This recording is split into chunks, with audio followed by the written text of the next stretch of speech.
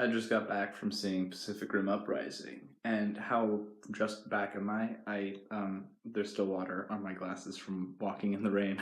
The first Pacific Rim is still my favorite movie since I saw it midnight premiere. Because of that, I have opinions on this one. It's late and I'm tired, but I want to talk about it. So let's get a little more comfy and have a nice pajama talk. Ooh, that's comfier. I'm not gonna lie, this is entirely to get out of some rained pants. But let's get into it. So, Pacific Rim 1 is a movie that a lot of people sort of undersell, I think. Well, of course, I think it's undersold. It is my favorite movie, and it is not literally everybody else's favorite movie. I'm gonna go for spoiler cast rules, where I'm gonna do a bit of my impressions spoiler free, and then have a defined section where spoilers will happen. And I'm gonna go into everything. Pacific Rim 1 did not do spectacular at the box office when it was released. And because of that, there was immediately not super much hope for Pacific Rim 2, which is why it has been 5 years. It's been a while. And this was almost entirely because John Boyega was really enthusiastic about this and wanted to make it happen and had Star Wars money. At least that's the impression that I get overall about why this exists in the first place. I think the influence from John Boyega is really apparent, and its style is very different from the first Pacific Rim. I found this stylistically a lot more similar to John Boyega's first movie, Attack the Block, than I did to the first Pacific Rim in a lot of different ways. It's a lot more sort of punchy, it's a lot more hip. There's a part where a meme happens, like just straight up someone does a meme and like a meme appears on screen. And I don't know if it pulls it off. I'm still conflicted on that one, honestly. The fact that it is a meme isn't the part that makes it feel weird. The part that makes it feel weird is because it's so much punchier. There are a few points where there's sort of like tonal whiplash that happens. In the first Pacific Rim, there's a couple of parts where like you can really get some jokes of scale happening. There's a part where Gypsy Danger is like wrestling with one of the kaiju, and the foot bonks up against something and a seagull just flies away. And there's a similar thing here where Gypsy Avenger, the new main Jaeger, is sliding across something and just bunks into a car, and the car's alarm goes off. But it sort of cranks that up a few more notches, so there are a bunch of points where jokes, for me at the least, felt really inappropriate, or if not inappropriate, then just like strange and out of place. That said, I think this movie takes a lot of effort to put itself firmly in the world of Pacific Rim and make sure that this is an expansion on that, as opposed to either just being completely contained by the first one or being its own sort of orbiting thing. Part of how it does that is, I think, at times an over-reliance on imagery, name-dropping, and sort of plot points even of the first one. That said, this movie feels like something completely of its own, and even though it is sort of in the world of Pacific Rim, it makes itself its own creation in a lot of really smart ways, but I also think in a lot of ways that are detrimental to it overall. It's a movie with a lot of really smart ideas and a lot of brilliant concepts, but it's the execution of those ideas that I'm not entirely keen on. Overall, I think this movie is what a lot of people thought the first movie was. And I think in that sense, this is going to strike a lot of people the right way. And to judge it so specifically on the merits of Pacific Rim 1 does it and the first Pacific Rim both a disservice. And I think that this accomplishes a lot of really neat things. It's not my favorite. I do have problems with it, which I will get to. Spoiler point now. This is my air horns. So, I don't remember anybody's name. There's Jake Pentecost, and I remember that because his name is important. There's Mako Mori, who I remember from the last movie. There is Gottlieb and Newt, who are both from the first movie as well. But I don't know anyone's name, and I don't know any of the Jaegers' names, except for Gypsy Avenger, which I'm not a huge fan of because it again uses the bad word that I am beating myself up over for saying, actually. Now that I think about it, I just messed up. Honestly, that is maybe my biggest problem with Pacific Rim and why I consider it a problematic fave, because let me start by talking about some really cool things that this movie did, as opposed to dissing the names, because the names were like the thing that everyone loved in the first movie. I mean, how could you not? Marshall Stacker Pentecost? Damn. So things that this movie did really well. When I saw the trailers, and I saw that there were going to be kaiju in this one, I'm like, how are they going to pull that off in a way that doesn't feel like totally contrived and just like totally out of place just for them to have kaiju in this movie? On the other hand, they were also showing a Jaeger fighting a Jaeger, and I'm like, how are they going to have a Jaeger fighting a Jaeger without it like completely eliminating the theme of the last movie of coming together, places that could build Jaegers, this community that had to be involved in the creation of a single Jaeger, and the maintenance and running one, wouldn't just turn against each other after that. And they did really good on both fronts. Especially having both of them in the same movie is wild, and the fact that they pulled it off, I think, is really good. So how they pulled it off: the big Jaeger that attacks them is not from any nation. It is, in fact, piloted by a kaiju brain. And the kaiju brain is engineered on Earth from kaiju parts that were engineered, oh man, get this, engineered by Newt, Charlie Day's character, because he had the neural connection. He drifted with the kaiju brain in the first one, and he kept that brain and had been drifting with it as sort of like is a drug to him, and that sort of infected his mind with the hive mind that was the kaiju brain. So he became essentially mentally infected with this hive mind, to engineer this kaiju brain to pilot this defunct Jaeger, which he also then used to kaiju infect these other automated little Jaegers in order to open up breaches, in order to bring up more kaijus. So, that was really good. They make an analogy to drug addiction and essentially making him a washed up rock star, which is perfect. And he plays it so well. It's just acted so well. Additionally, I think that they actually played Jake Pentecost really well, and especially his dynamic with Mako Mori, and they did a really effective job of establishing them as actual siblings. That said, I don't think they did a super solid job with any of the other characters. There's a group of new cadets who are all in their teens, and this includes who's the person who's supposed to be our secondary protagonist, the little kid who builds her own one-person Jaeger. I just felt that they didn't do a whole lot with her, and they essentially had to characterize this gaggle of kids as one or two traits apiece, as opposed to making any single one of them really complex.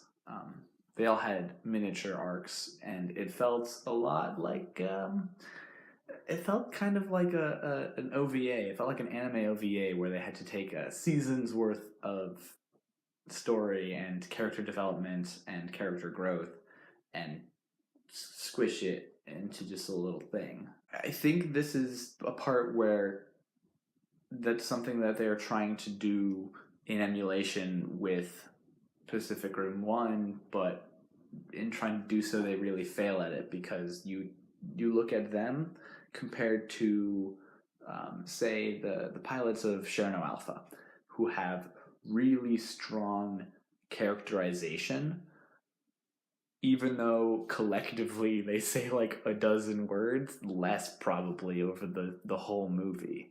But their entire character design and the complete physicality of their characterization makes it so you can tell who these people are and have them be really, really distinct without having to even name them. On the other hand, the kids are all given names that are said, but I don't remember any of them because they're all given at once. And there's like, I can remember a couple of things about them. There's this one girl who was Russian who felt that she had to sort of prove herself to be there, and was essentially the bully of the kids because of that. And there's this other kid whose dad was a plastic surgeon, and they made a couple of jokes about that. And there's the girl who made a Jaeger of her own, and like she's the second like real character we meet, but it doesn't feel fleshed out.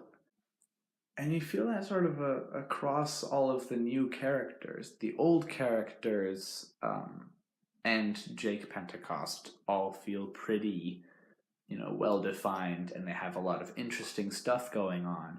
But you look at Scott Eastwood's character, whose name I don't remember. Meanwhile, characters that were handed down, like Gottlieb, have really interesting arcs and a lot of complexity to their character. And I think a lot of complexity more than just because they were in the previous movie. Like, sure, Gottlieb has history, but the relationships in this movie shift and move in a different way than, say, Scott Eastwood's character. I'm going to look it up because I want to know what his character's name is. Nathan Lambert. It's not much of not like a Tendo Choi kind of rolls off the tongue there. Let's talk about some things that were,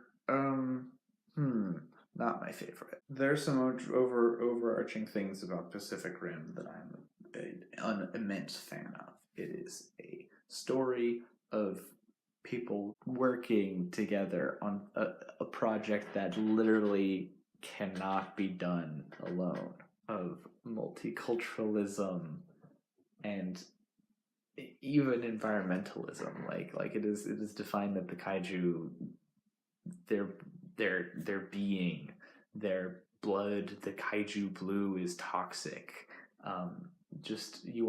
They are fighting to save the world in not just the cities are being destroyed, but in a really environmental way. And this even goes as far as one of the first things that is said during the movie. It's Raleigh Beckett during one of the his opening voiceovers, where he talks about how there are forces of nature that you can't control, but when you're inside of a Jaeger, it feels like you can, take on a hurricane. You can stop those forces of nature, and that pretty well speaks to an issue like climate change and sort of an environmental theme of being able to come together to stop just nature itself. Even though with the qualification that climate change is not natural, or at least not at the rate that it currently is going, but the climate is a natural thing, and so to frame it that way is the clever bit. It also very carefully deals with Jaegers as military and very actively avoids that. The pilot is called a ranger. That is something that you find on a park in order to protect the park. This also goes back to these environmental themes. Similarly, it's very clearly against any kind of wanton danger and destruction that is pretty bound to happen when you have a skyscraper-sized robot fighting something else. Perhaps my favorite shot in the entire first Pacific Rim. It's almost a throwaway shot, but it's the moment where I felt in my heart that it was going to be my favorite movie. You see a pedestrian bridge that a Jaeger is going to go up against, and you see the Jaeger deliberately walk over it, as opposed to just smashing through it, as you would expect in this kind of thing. You have an opportunity just to see, cool stuff break and fly apart, but no, there's a very deliberate effort that when it can, it's going to take the effort to not destroy things because it's protecting it. So when I saw in the trailers missiles flying towards the building and and John Boyega and Scott Eastwood ducking out of the way and it hitting the building behind them, I'm like, what are you doing? No. And then later in the trailer, there's these giant bullet shells that hit the ground and smash stuff below it, and I'm like, no, it's so much stuff that you were destroying that you could be saving. And I was right about that part. It doesn't take the same care to remove itself from these destructive elements. The Jaeger Force actively calls itself the military repeatedly. They act as if they are in boot camp, and it's just a very different feel from the Jaeger program of the first Pacific Rim. It is a much more militarized feel, and you kind of get that from how much more white it is. Maybe I'm misreading it. Maybe I wasn't paying enough attention to who all was in sort of the background, but most of the cadets are white. In the first Pacific Rim, the first person you meet when you get to the Shatter Dome is Mako Mori, where the first person that you meet here is Scott Eastwood, and I think that's pretty representative of who is in these supporting roles and who is present in this film. One of the Jaeger's new additions is a gravity sling, which I think was inspired by the popularity of Boat Club. Picks up a tanker and uses it as a club. It's a boat club. It's so cool. But this time you have a gravity sling, so it can pick up anything else and then use that to fling it. But there's a part where the gravity sling is used to toss buildings over, and entire skyscrapers are used to be dropped onto this Jaeger, and it just felt so weird and wrong to me because these are so many buildings that, sure, they might be tackled through at some point. They might even tackle through it, but this environment that is being protected is the thing that is being used as the weapon. The goal of that tool is to destroy what is around it. And you look at what was in the arsenal of the Jaegers beforehand, and you see straight swords, and you see single fire guns, and you see large fist, that rocket fist, and these are, all things considered, precise tools, especially when compared to the things in Pacific Rim Uprising, which include an unwieldy whip, a giant wrecking ball on a chain, the gravity sling, and you have a Gatling gun with the thing that dropped these giant casing shells, and it's all so imprecise and bound to cause all of this collateral damage that the first Pacific Rim was so careful to avoid. Similarly, you have this push towards this individualism. The first people you meet, your heroes, are the ones who can break away from this collaborative system that has been built up through the first movie. More specifically, in the girl, you have someone who builds their own Jaeger and pilots it on her own, which kind of undermines the whole premise of these giant-ass robots that can only be built if you have everyone working on them together collaboratively, and can only be operated if you have everyone working together collaboratively, not just as the two-pilot system, though that is the most fundamental part, but you also have everyone back in the support room who is constantly sort of back in on them and giving them all of the readings and the information that they need.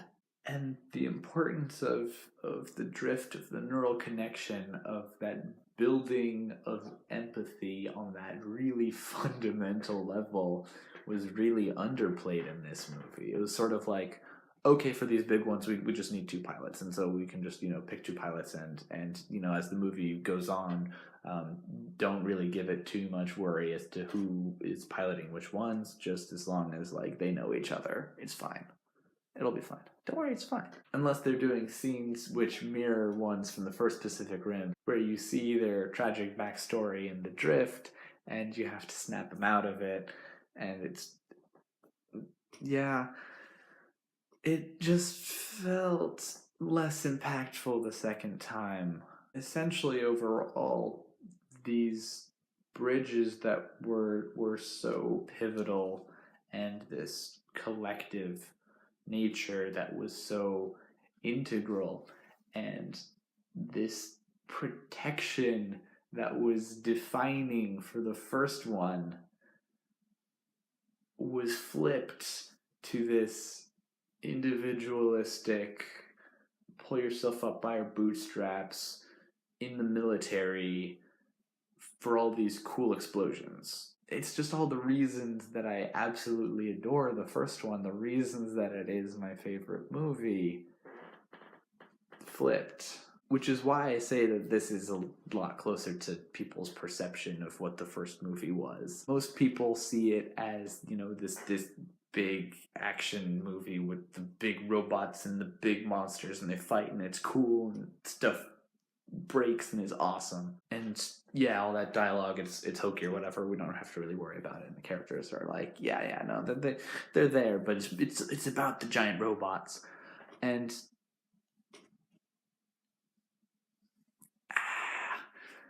this one did feel like that.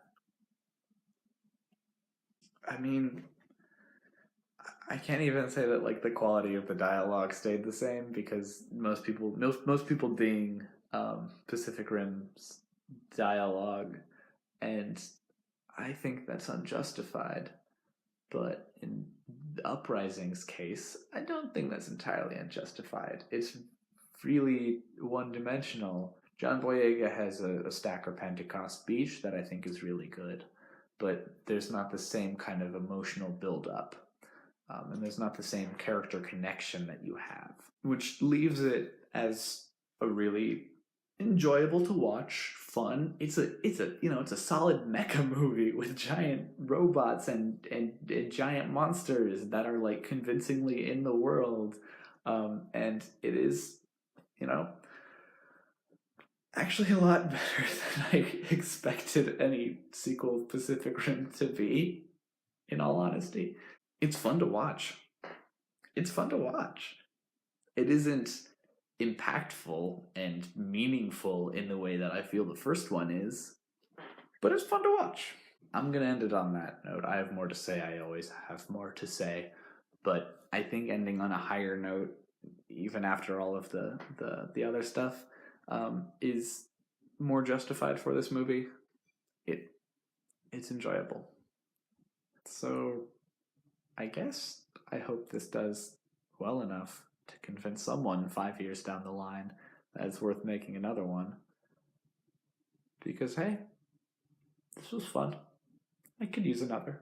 On that note, catch you next week.